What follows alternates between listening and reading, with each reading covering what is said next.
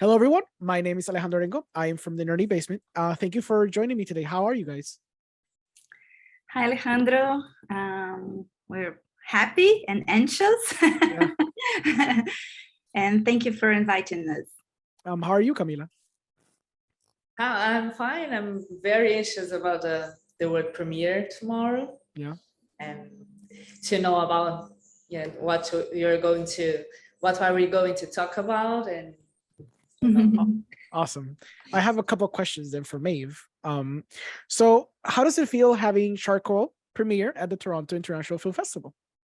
Oh, very happy. It's amazing to see the film having birth and such an amazing festival with such and this quality of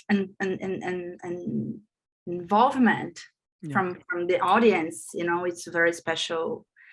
It's a very special audience, as I can see in the streets, and it's doesn't matter how many films you do, but each one that you see coming to the audience and it's very exciting. So and also I think about charcoal, there's something very special for me that and I think that I have to say that it's a film, and this is important to know, that is a film having birth in a very particular historical moment from my country. And I have to say that this is the most hard historical moment that our generation is facing under extremely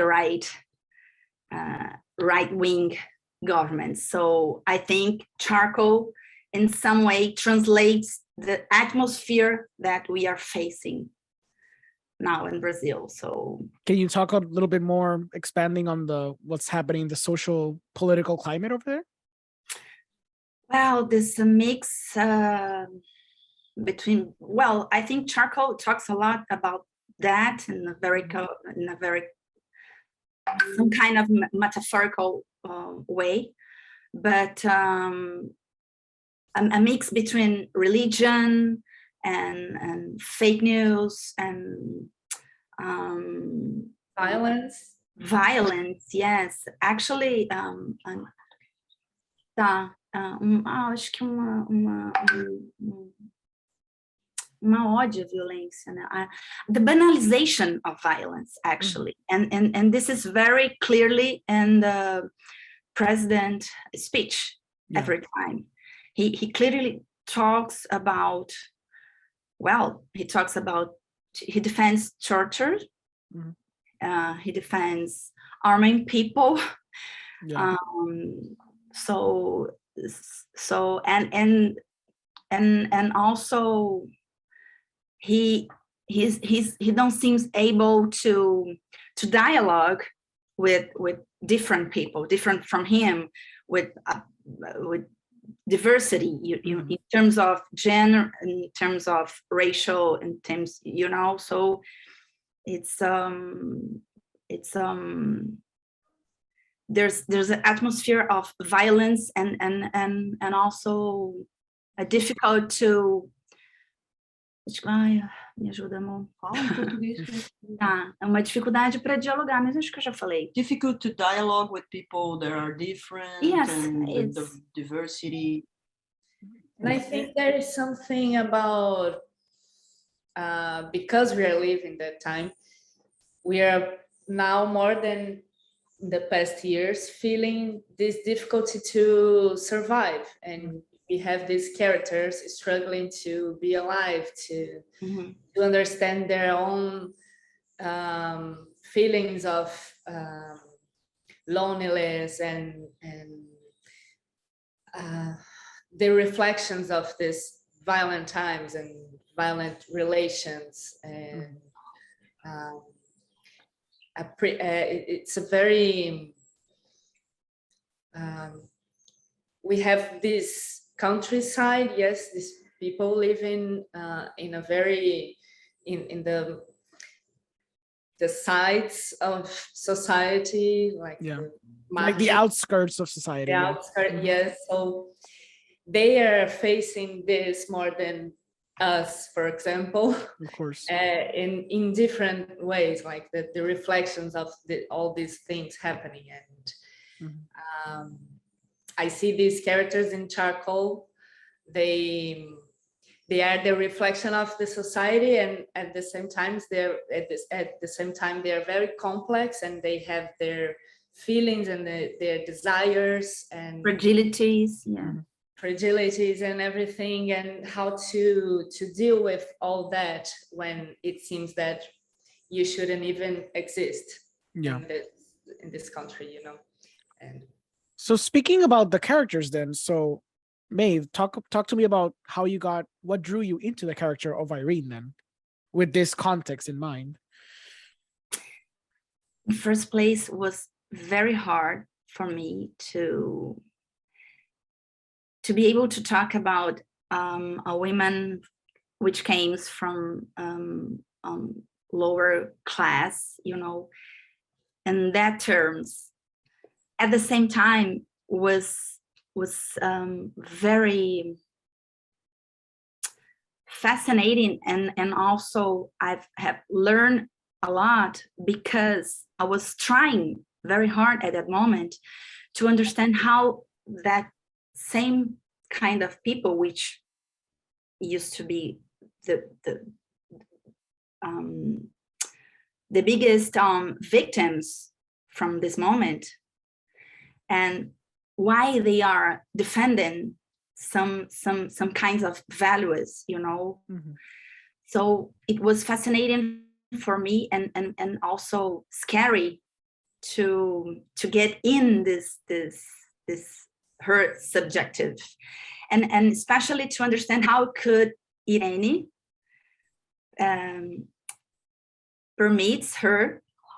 allowed her this level of violence. Yeah. And you know, in the middle of our rehearsals, I went for a missa, a mass, yes, there in the city, and I spent 2 days, actually 2 Sundays. Well, I spent 1 hour there, hearing the priest talk, and he said so many things that, putting myself in Irene's place, I said, yes, if this woman with this conservative values, and actually with her tools that she was able to evolve, to develop. If she hears this kind of speech, yes, he because I have to say that we were in the middle of pandemic, and was some kind of naturalization of that coming from the government, because which is negationist. Bolsonaro is a negationist, so he was defending that, well, if old people dies with COVID, it's just because they are old people, and you know. So it was some kind of naturalization of this kind of violence.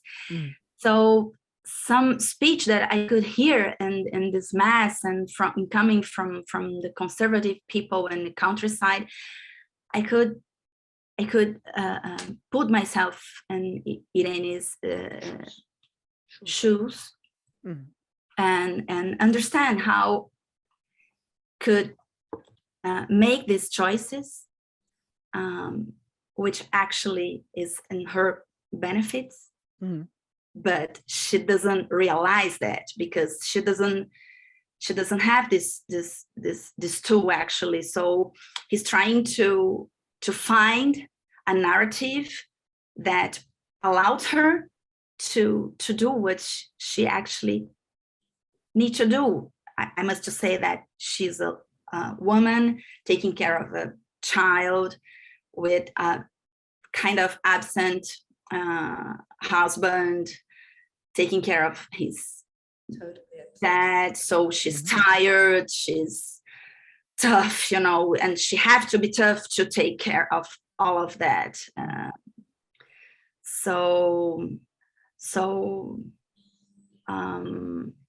I just had to listen the women's and allows me to also to put myself in that place without judgment, just trying to understand her with her tools, not mine. Okay. Well, in the same vein, Camila, what drew you into your character of Luciana then? Yeah. I have a very intimate relation with this atmosphere, because my family comes from the countryside, and it's very similar to that place of Irene and Luciana. And for me, it was actually really fun to see that all the things that I was so close in my childhood, and the way I always saw my aunties, and it was very close to Irene, to Luciana. They are very religious, and of course the countryside, everybody's very religious. Where you don't have the state, the government, you have the church, you know. Yes. And how this drives things into their places, and how people think, their logistics and their thoughts and everything. So for me, it was kind of a way to understand, to almost make like homenagem. A homage? Homenage? Homage. Homage, yeah. Homage, yes, to my aunties and things like that, and understand them in a different way, you know, like, and find in myself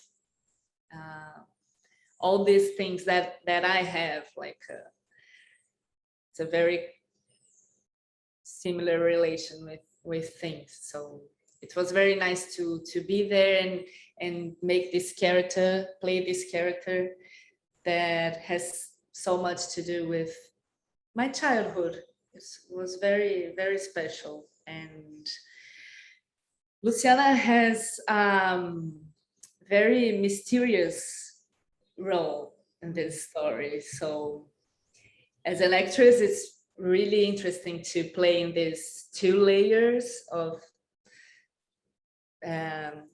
feelings, and what you show and what you don't show, what you think of it. Is she hiding something actually, or is it in the head of Irene in the movie? And it was very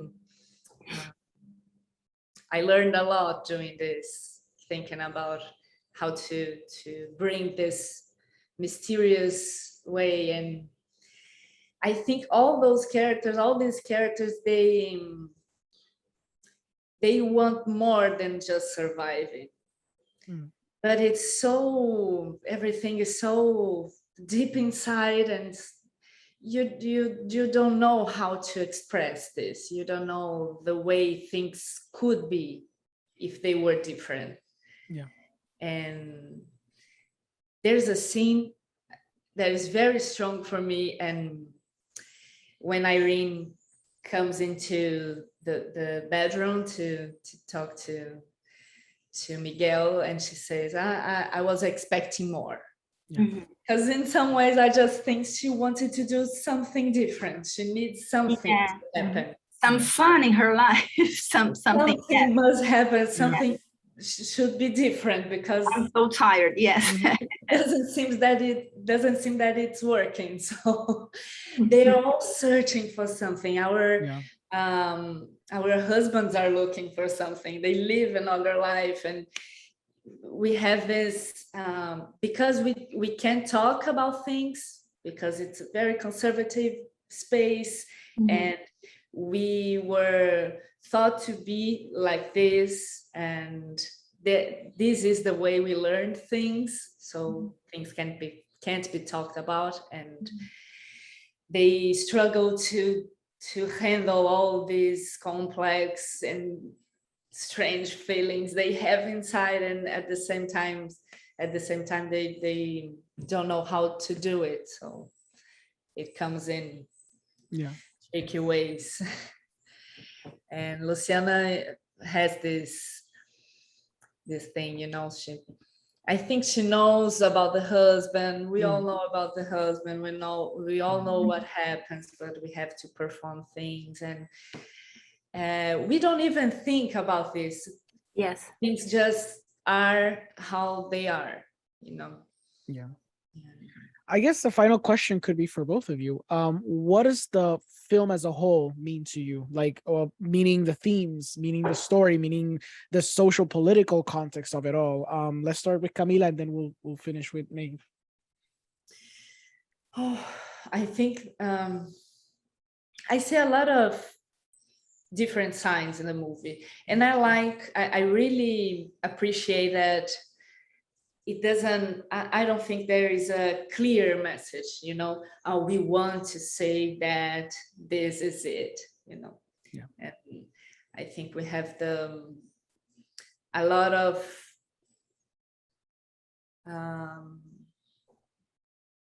small details that says something, and you can do this puzzle and make your own reading about it, you know, with your own references and way to see things, because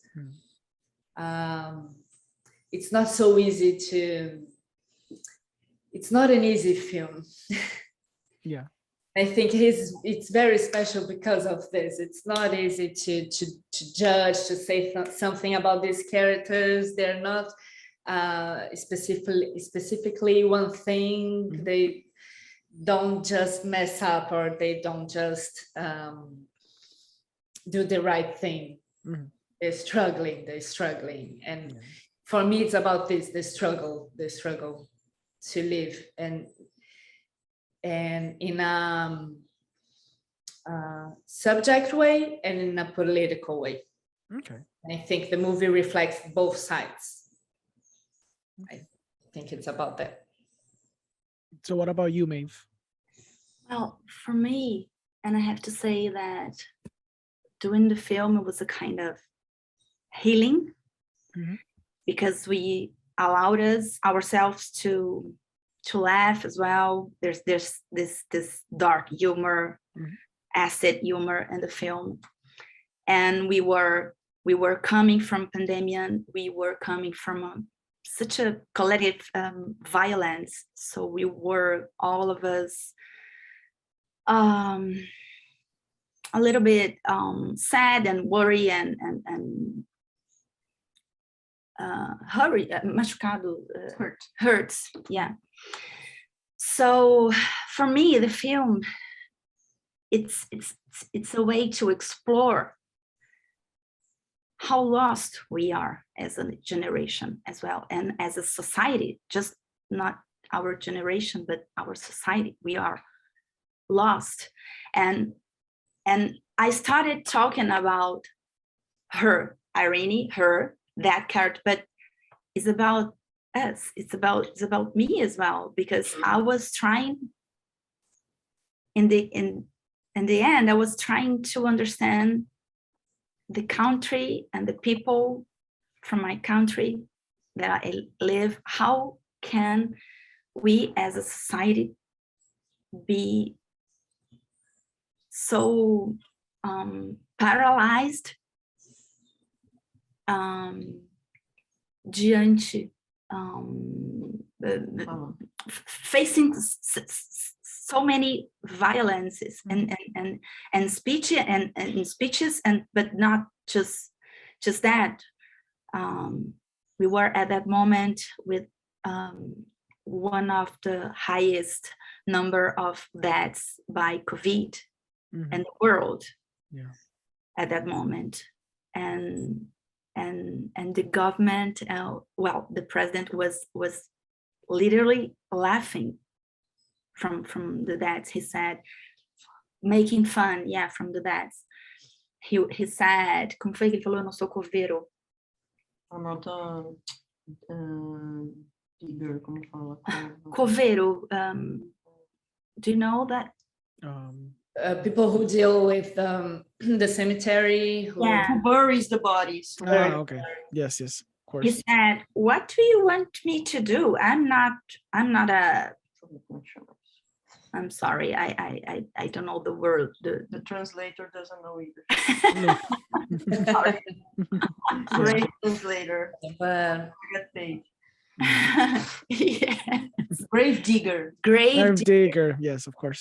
What do you want me to do? I'm not a grave digger. Yeah. Oh, undertaker. Grave digger. Oh, okay. No, I think it would be great digger. Yeah. Okay. Yeah. So what I'm trying to say at this, and I have to say that for this past 6 years, maybe, as a Brazilian, I was trying to understand I realized that I don't know Brazilians. I thought we were more lovely. We all this all this and stigmas, no stigmas, stereotypes, yes, from Brazilian. But we are more conservative. We are more close to violent than we thought. So I think charcoal is a way, it's a way to explore and to understand this atmosphere and this society that we are realizing we are at this moment, actually. Yeah, it's very turbulent times. It's happening all across the world. In Puerto Rico, we deal with those issues too. So I totally empathize with what you're both saying, because it's scary times, and it might get worse, but it might get better, Yeah, I think actually people in countryside, they had always been there, living like that and having this life. The thing is that when you have the ideal is to change this, so it's very scary when you have a president or a government ideal. The proposition is to keep things like it's not my responsibility. Yeah, I have nothing to do with this, and just confirming that the state, the government, they're not there for people. yes. So Confirming and pushing. For whom? So therefore whom? Yeah, we know, but it's very scary to see that, because we had possibility to change. When we start talking about possibilities to make changes, structural changes, like people in countryside, they don't need to live badly. You have all this kind of things you can do to make people have better lives, and they don't have to live in the metropolis or something like this to be better. But countryside life could be good, but we have now these times in Latin America a lot, and all around the world. But these people who just confirms that it's not their responsibility. People are not government's responsibilities. Yeah. Something paradoxical. Yeah, it is. I am. Well, I will say thank you, Maeve Jinkings and Camila Mardila, for your time. I hope you enjoy the festival run. I hope a lot of people enjoy the film, and I thank you very much for your time. Thank you, Alejandro. Okay. It was a pleasure. It was a pleasure.